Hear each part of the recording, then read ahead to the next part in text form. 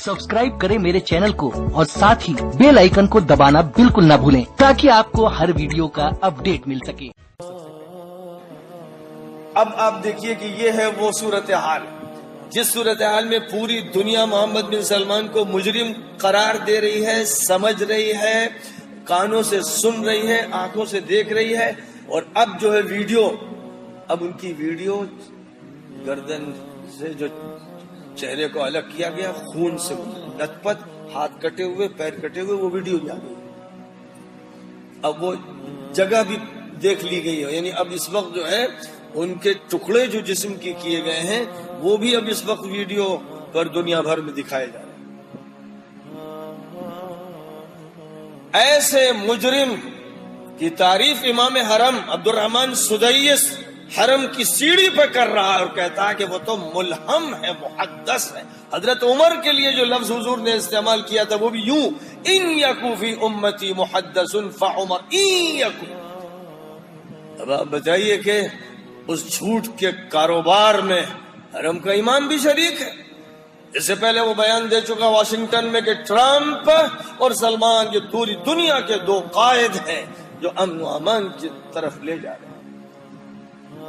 और अब ये बयान तो ऐसा है कि इतना काबिल नफरत है, इतना काबिल नफरत है कि अगर इस्लामी निजाम होता तो इस इमाम को पकड़ के जेल में डाला जाता। जुर्म की इंतहा हो गई।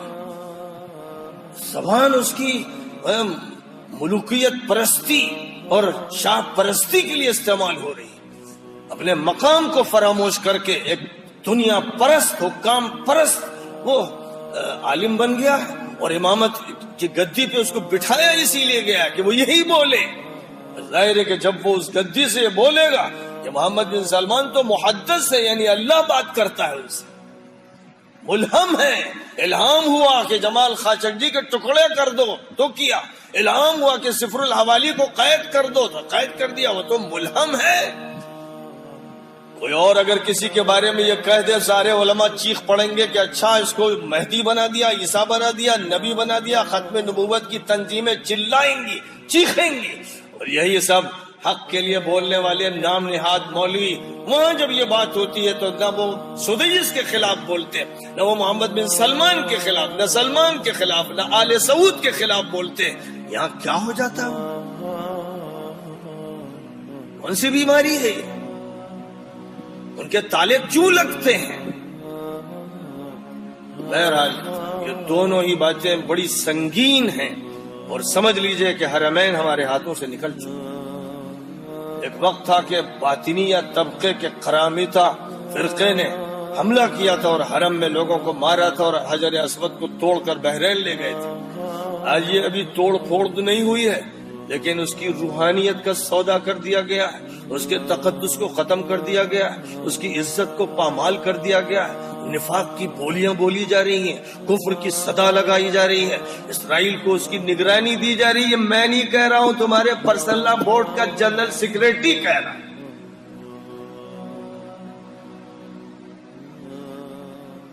उसके बाद ये कौन सा रवैया है?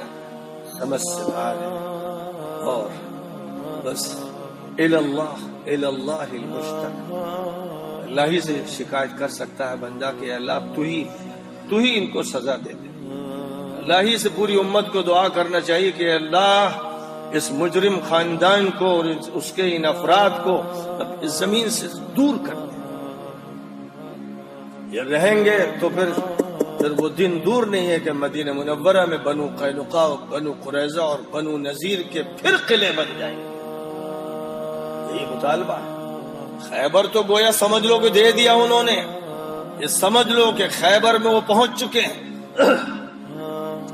और हदीस पाक में फरमाया हुजूर अकरम सल्लल्लाहु अलैहि वसल्लम ने दज्जाल का फितना, बल्कि खुद दज्जाल मदीना मुनव्वरा के करीब तक उस जगह पहुंचेगा जिसका नाम सलाह है। और ये वो जगह है जो मदीना मुनव्वरा से फासले पर एक पहाड़ी पर है जहां शाह फहद का महल बना हुआ है। यानी हदीस सही में ये बात फरमाई गई है कि दज्जाल वहां पहुंचेगा, जिसका मतलब ये हुआ कि ये महल उसके लिए बनाया गया।